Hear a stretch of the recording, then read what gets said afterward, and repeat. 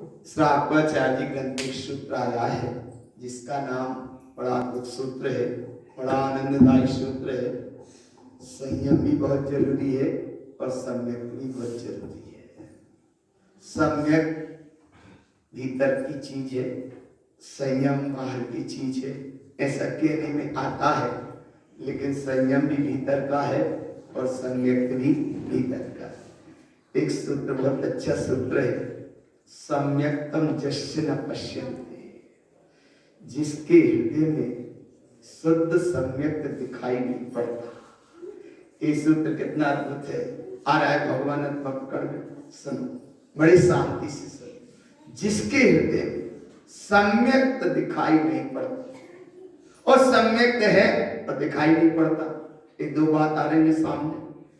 सम्यक्त है और दिखाई नहीं पड़ता, तो क्यों दिखाई नहीं पड़ता?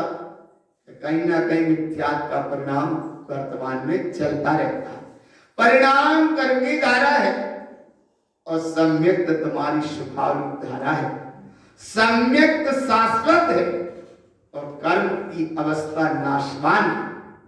ऐसी नाशवान अवस्था के उस प्रसंग में शाश्वत सत्ता का लोप अर्थात जो गौण होती दिखती है, आवृत होती दिखती है, वो आवृत ना हो, जागृत होना। एक तरफ जागृत दशा चलती है, एक तरफ आवृत दशा चलती है। जागृत दशा का नाम है सम्यक दृष्टि, आवृत दशा का नाम है मिथ्या दृष्टि।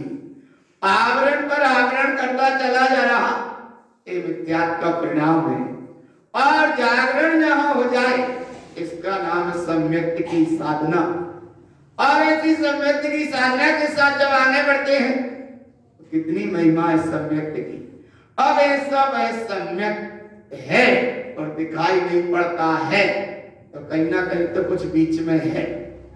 आ रहा है भगवान आत्मा।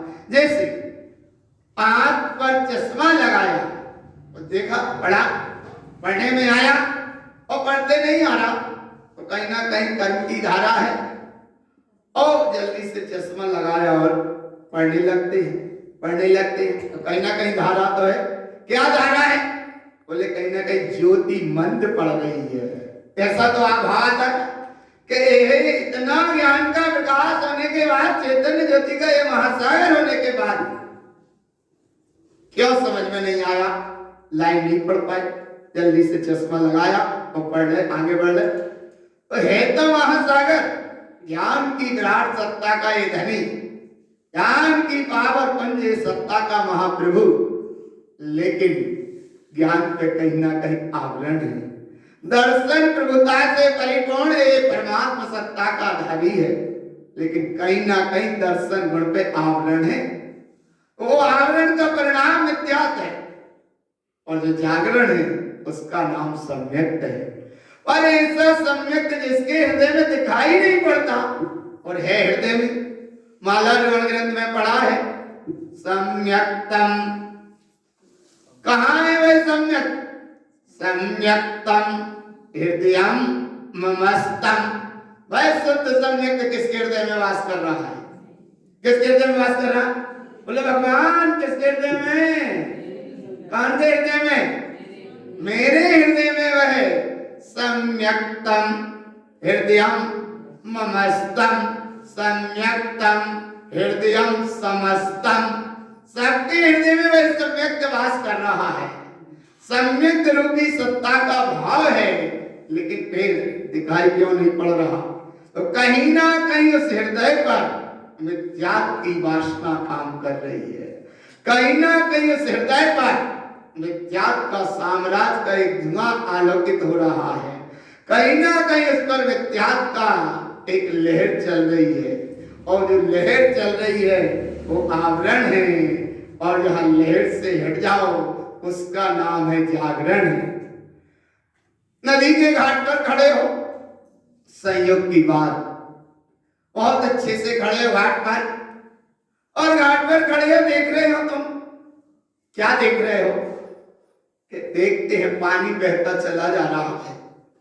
कहीं देखा संयोग की बात, एक वहां से फूल की माला निकली, डली उसमें बहती चली जा रही थी,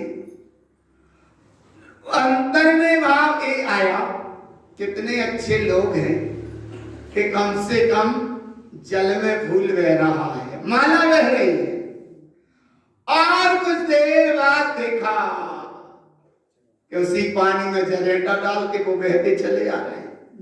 वहीं अंतर में कह दिया कि कितने खराब लोग हैं, नदी में जनरेटर डाल दिए, बहता चला जा रहा। अब पानी का स्वभाव क्या है? पानी का स्वभाव बहने का है। जनरेटर डला है तो बह रहा है, और मुर्गी माडल ली है तो बह रहा है, क्योंकि पानी का स्वभाव तो बहने का है। अब पानी का स्वभाव बहने के साथ बह रहा है, लेकिन भगवान ये बैठा बैठा बंद कर रहा है, गायक नहीं रह पाया। क्यों नहीं रह पाया? एक तरफ जनरेटर दिखा तो आदमी कितने खराब, और फूल की माला दिखी तो आदमी कितने अच्छे। आदमी तो आदमी है ना, अच्छे और ना वो, जैसे भाव पकड़ा, केवल सम्यक के भाव को देखो भगवान। ये सब धारा चलती है, निकलती रहती है। जीवन भी तुम्हारा एक नदी की धारा के समान है। जीवन कैसा है? नदी की धारा के समान है। जैसे वो पानी बहता चला जा रहा है, डला है उसमें जनरेटर तो बहता चला जा रहा, माला डली तो बहते जा रहा, पानी बहता जा रहा है। और वह पानी कभी धूप में से निकल रहा है, कभी छांव में से निकल रहा है, कभी सकरे में से निकल रहा है, कभी चौड़े में से निकल रहा है, कभी ऊपर जा रहा है, और कभी ऊपर से नीचे गिर रहा है, लेकिन फिर भी वो बहता जा रहा है। ऐसे ही तुम्हारा वर्तमान का जीवन है, ये सब चलता जाएगा। कभी तुमको सकरे में से निकलना है, कभी तुमको चौड़े में से निकलना है, कभी तुमको धूप में से भी निकलना, कभी तुमको छांव में से भी निकलना है, कभी तुमको सकरे में से भी निकलना, और नाना तरह की घटनाएं घटती रहती है। लेकिन आत्मार्थी, ज्ञानार्थी, मोक्षार्थी, संयम के सन्मुख होने वाली वह दशा, हर दशा में ये निकलने वाली पर्याय की व्यवस्था में वो अटकता नहीं है, भटकता नहीं है, और हर दशा में वो निकल जाता है। इसका नाम है अविरत सम्यक दृष्टि। कर्म स्वभाव विकृपणम, कर्मों का स्वभाव क्षय होने का है, और एक कर्म की स्वभाव की जो अवस्था है, दृष्टि सद्भावम, तुम्हारी दृष्टि पर आधारित है। अच्छा जरा सा माना सो बन, और जरा सा बुरा माना सो भी बन। राग का खाता है और राग कई खाता है। काय का खाता है? राग का खाता है और राग कई खाता है, और ये खाता बड़ा पुराना है, आज तक कभी वो पूरा नहीं हो पाया। क्योंकि राग का खाता है, राग का ही खाता है, और खाता ही खाता चला जाता है, लेकिन खाने की बात नहीं। अब भोजन की आएगी, फिर अब आहार की आएगी। इसलिए भगवान एक राग का खाता चलता है। कब से चल रहा है? यह राग आग दहे सदा, आते समामित से ही है, चिर भजय विषय कसाए, त्याग अब तो निज पर। एक राग का खाता चल रहा है। कब से चल रहा है? बोले बड़ी लंबी यात्रा है इसकी भी, कब इसका पूरा हुआ ही नहीं। ये 84 के चक्कर की यात्रा चलती रहती है जीव की अज्ञान दशा में मिथ्यात्व के कारण। और खाता क्यों बढ़ता जाता है?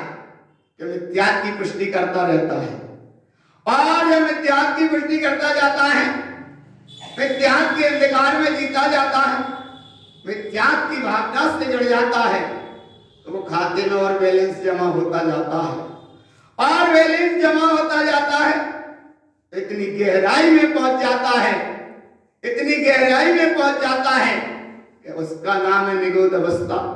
और निगोध अवस्था में जब पहुंच ही गया तो अब वहां नहीं है बिल्कुल साता, क्योंकि इसने स्वयं अपना बनाया था ऐसा ही। इसलिए भगवान जिन वाणी जिन शब्द को तुम अभी वर्तमान में सुन रहे हो, मन स्वभाव सम के नाम, मन का स्वभाव ही क्षय होने का है। अब निर्वाणी सुनते सुनते अंतर में डूबने की भावना भाव। कैसे भावना भाई? सतम देव देवम शुद्धात्म तत्वम। एक सूत्र है मालार्पण ग्रंथ का। कौन सा सूत्र है? मालार्पण ग्रंथ का। अच्छा, एक कौन सी गाथा का सूत्र है? 10वें नंबर गाथा का कौन सा चरण है? अरे रोज ही पाठ कर रहे, कौन सा चरण है? कौन सा है? अच्छा, श्रोता कार्य, ठीक है। कौन सा है? सतम देव देवम। रोज पढ़ रहे ना? कहां से पढ़ रहे? रोज पढ़ रहे। गाथा रोज आ रही, पढ़ने में आ रही ना? मालार्पण ग्रंथ की गाथा का ये सूत्र है, सतम देव देवम शुद्धात्म तत्वम। अच्छी याद कर लो, भगवान अभी किसी को संबोधा हमने, यही सूत्रों ने संबोधा, और इतना अच्छे से संबोधा कि उसकी जो कर्मधारा वर्तमान की चल रही है की असाता वेदनी कर्म के उदय के चक्र में तुमने कहा तुम कुछ मत करो, इतना काम तो करो। सतम देव देवम शुद्धात्म तत्वम। कुछ देर बाद उसका संदेश आया कि आपका थोड़ी साता है, तो साता उसके उपादान में है। यहां से कहने सुनने से साता साता नहीं है, आ रहा है भाव पकड़ में। साता उसके उपादान में है, और जैसे इसने साता स्वरूप भगवान आत्मा का अनुभव किया तो साता उसके भीतर में थी, उससे उसका अनुभव हुआ, और अभी उसकी वेदना का अनुभव हो रहा था। इसलिए गुरु बाबा कहते हैं सतम देव देवम शुद्धात्म तत्वम। सतम माने वर्तमान योग, सतम देव देवम कर्णानि योग। सतम देव देवम वर्तमान योग और कर्णानि योग, शुद्धा चरणानि योग और तत्वम द्रव्यानि योग। कितने अनुयोग हैं? कितने अनुयोग हैं? फटाफट बोलो, कितने अनुयोग हैं? देर मत रहो, हाँ से जल्दी से हिम्मत है, हाँ नहीं तो जैसे छतई को वजन धरो हुए। अरे भगवान, अनुयोग कितने हैं? 4। कितने हैं? 4। और 4 अनुयोग का सार कितना सा है? सतम देव देवम शुद्धात्म तत्वम। सतम वर्तमान योग, देव देवम कर्णानि योग, शुद्धात् चरणानि योग, और द्रव्यम द्रव्यानि योग। तत्व माने द्रव्यानि योग। एक महासागर को, आगम के महासागर को श्री गुरु महाराज ने एक चरण में लिया। आ रहा भाव पकड़ में आ रहा कि नहीं? क्यों भाव? तो बोलो गुरु महाराज की जय। ऐसे बोल दो, आवाज बाहर ना चली जाए। अरे भगवान, अनुभव तो करो, कहा आगम का महासागर, 4 अनुयोग, और गुरु महाराज ने केवल एक सूत्र। कौन सा सूत्र है? सतम देव देवम शुद्धात्म तत्वम। सतम माने वैराग, लेकिन सम्यक वैराग। देव देवम माने अनुभव करना, लेकिन परम पारणमिक भाव के साथ। शुद्धात्म का अनुभव करना, चरणानि योग, लेकिन सम्यक्तता के साथ। और तत्वम, तत्व का सही अनुभव करना, लेकिन काय के साथ? सम्यक्त के साथ। इसका नाम है भगवान आत्मा। 4 अनुयोग। वर्तमान योग वैराग्य की ओर लेके चलता है, जिसका नाम सम्यक वैराग। कर्णानि योग उस परम पारणमिक भाव की ओर लेकर चलता है, इसका नाम है कर्णानि योग। और चरणानि योग उस अवस्था की ओर लेकर चलता है, जिसका नाम है संयम, और संयम का नाम है शुद्धात्म तत्व। और तत्व की महिमा इतनी है, जिसका नाम है द्रव्यानि योग। प्रथमम कर्णम चरणम द्रव्यम। ऐसा ही आगम का सूत्र है, प्रथमम कर्णम चरणम द्रव्यम। वर्तमान योग, कर्णानि योग, चरणानि योग और द्रव्यानि योग। ये 4 अनुयोग को, और 4 अनुयोग को पूरा कहा आगम। और श्री गुरु महाराज का ये पूरा आगम माने आगम है महासागर और जैन दर्शन की तो वैसी छनी छनाई व्यवस्था है, लेकिन उस छनी छनाई व्यवस्था में और छनी व्यवस्था है। कितनी छनी व्यवस्था है, कितनी छनी व्यवस्था है। और ऐसी छनी व्यवस्था का नाम जहां अनुभव में आ जाए उसका नाम ईश्वर की साधना है, सत्य की आराधना है, सत्य की उपासना है। हे भगवान आत्मा, ऐसी वह चैतन्य प्रभुता का तुम यहाँ अनुभव कर रहे, अनुसरण कर रहे, उच्चारण कर रहे, इन गाथाओं को तुम पढ़ रहे और गाथा पढ़ने के साथ में ये भाव जागृत रखो कि अब बैठे जा हमारी गाथा माथा में, और गाथा बैठी हृदय में, गाथा बैठी माथा में, और अब कहीं नहीं झुके अपना माता माड़ा माड़ी जैसे करा दो। भगवान एक बार अनुभव से तो कहो, हिम्मत से कहो, जोर से कहो। समझ में आई तुम्हारी गाथा, चित्त में बैठी गाथा, समझ में आई तुम्हारी गाथा, अब कहीं नहीं झुकेगा। तनक तुम्हारी, तनक हिम्मत आई, इसलिए भगवान दृष्टि रखो एक की, नित्य एक की, जाको नाम है सम्यक्त की साधना। और ऐसे सम्यक्त के महासागर के तुम धनी, सम्यक्तम यस्य न पश्यन्ते। अगर ऐसे सम्यक्त के धनी होने के बाद सम्यक्त दिखाई नहीं पड़ रहा, क्यों नहीं पड़ रहा? सम्यक्तम यस्य न पश्यन्ते, एक तो सम्यक्त दिखाई नहीं पड़ रहा, असार्धम व्रत संयमम, और व्रत के प्रति अश्रद्धा है, असंयम का परिणाम है। तो जीवित तो मिथ्या भावेन, वह मनुष्य जी तो रहा है। कैसा जी रहा? एक आधा पढ़े हो, नहीं सुनने में आया होगा, बार बार सुन रहे हो, एक आधा कई बार सुनी, अभी भी वांछना में सुन रहे हो, यहां से भी वांछना में सुन रहे हो, बार बार सुन रहे हो। क्या आया, क्या आया? इसका का भाव आ रहा, भाव पकड़ में आ रहा। सम्यक्तम यस्य न पश्यन्ते, होने के बाद भी दिखाई नहीं पड़ रहा। सम्यक्तम यस्य न पश्यन्ते, असार्धम व्रत संयमम, व्रत संयम के प्रति अश्रद्धा का परिणाम है। तो भाई मनुष्य कैसा हो रहा है? मिथ्या भावेन है, वह मनुष्य मिथ्या भाव में जी रहा है। लेकिन कैसा जी रहा है? जीवितोपि मृतं भवे, जी रहा है लेकिन मरे के समान जी रहा है। ऐसा कहा गुरु बाबा ने, और कुंद कुंद महाराज ने भी कहा, ऐसा वह इस पृथ्वी पर जी तो रहा है, मरे के समान जी रहा है, और मरे के समान जी रहा है माने मुर्दा होकर जी रहा है। और ऐसे को तो कह दिया कुंद कुंद महाराज ने कि वो उस पृथ्वी पर भार है।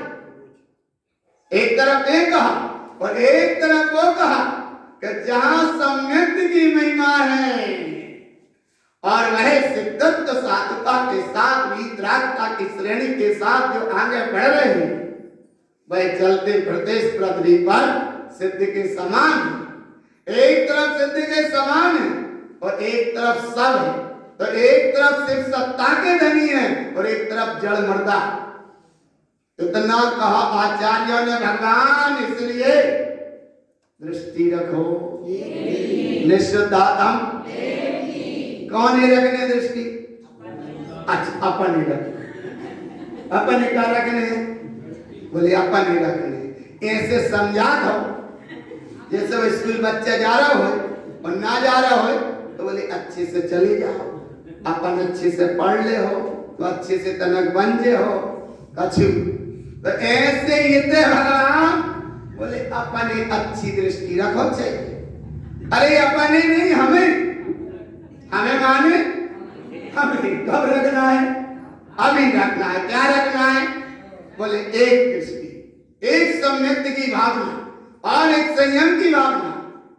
सम्यक्त की भावना से चलो, सम्यक्त की भावना के साथ सम्यक्त की भावना और संयम की भावना से चलो।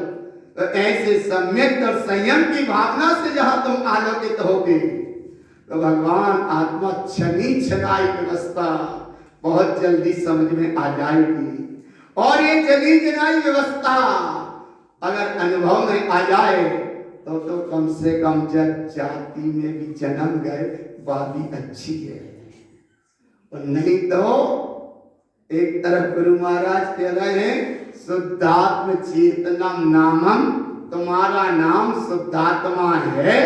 और अगर तुम संयोग से अपने शुद्धात्मा का भी अनुभव नहीं कर रहे और जब बाहर की जैन जाति में नया कच्छ जाति में अटक गए तो अपने नाम में तुम अब क्या कर रहे हो, क्या कर रहे हो? अच्छा सुनो कैसे समझ में आ जाए। एक जैन व्यक्ति और जाकर ठेला पे माने अब समझते हो सब आया ना। अरे बोली जी कहाँ जे कहाँ, अरे बोली सामने पूरा कर भी आ गए थे। तो वो काम तुम भैया घर में भी तो कर सकते थे, लेकिन ये भ्रम जैसी बात मत पकड़ी। बोली ठेला पे तो बहुत चीजें मिलती बहुत अच्छी हो जाती, लेकिन बात कहीं चले गए अटोरी चटोरी कहीं चले जाते ना बाबा, क्या करे वाले समय पास करने चले गए। इसलिए हम बता रहे हैं भावना, वो भावना बता रहे कि वो इसका नाम होता है गुपचुप। जानते हो गुपचुप लाइट प्लेट गले में पड़ोसी की फिर झूठी वाली जा रही हो भाई एक बात, लेकिन लेते जा रहे और गुपचुप को जाते। अरे जे सब बाहर की व्यवस्था से हटके यहाँ गुपचुप खाओ। क्या गुपचुप अपने आप में चैतन्य महासागर के उस उपयोग स्वभाव की ओर लगे, उसका नाम तो है गुपचुप। बड़े धीरे से चले जाओ अपने स्वभाव में, इसका नाम है सम्यक की महिमा और संयम की साधना है। 18 क्रियाओं का यहाँ प्रसंग चल रहा है, क्योंकि ये ज्ञान की अपेक्षा है और श्राद्धाचार्य में श्रद्धा की अपेक्षा थी। ये 18 क्रिया यहाँ ज्ञान की अपेक्षा है और ज्ञान की विशेष निर्मलता के साथ 18 क्रिया। पहली क्रिया सम्यक अर्थात धर्म की श्रद्धा भीतर से, अष्टमूल गुणों का पालन करना अर्थात भीतर से अष्टगुण प्रकट हो, रत्नात्रय की साधना करना माने भीतर से, और भगवान 3 प्रकार के पात्र को 4 दान देना वो भी भीतर से, और पानी छानने की विधि भी कहां से, भीतर से, और रात्रि भोजन त्याग भी कहां से, भीतर से। अब रात्रि भोजन त्याग का परिणाम तो भीतर से, और नहीं तो सूरज हो जा रहा हो अस्त, और बोले बाहर थोड़ी भीतर कर रहे, बोले बाहर नहीं भीतर, इधर सूर्य अस्त ही हो जा रहा, और बोले अब तनक तनक दिखा रहा एक और दे दो, गाय के भीतर है। अरे वो भीतर नहीं, सम्यक के साथ भीतर। अभी कितना प्रसंग में सुना भगवान 48 मिनट के सूर्य अस्त होने के 48 मिनट पहले अगर तुम्हारा भोजन ग्रहण हुआ तो रात्रि भोजन त्याग है, और सवेरे 48 मिनट के सूर्य उदय होने के बाद क्रिया का शुभारंभ हो तो भगवान ये सब विधि विधान सही है। बाहर से तो बाहर का भी काम सही हो और भीतर से भी काम सही हो। इसलिए समय बड़ा अद्भुत है, महिमावंत समय है, आनंददायी समय है, अपने में डूब जाने का समय है। और ऐसी क्रिया को पकड़ के क्रिया में नहीं अटकना, क्रिया बाहर से चलेगी लेकिन अंदर में सम्यक के भाव को हर समय जागृत करे रहियो और अपने आप में डूबत रहियो। बोलो श्री गुरु महाराज की। धीरे धीरे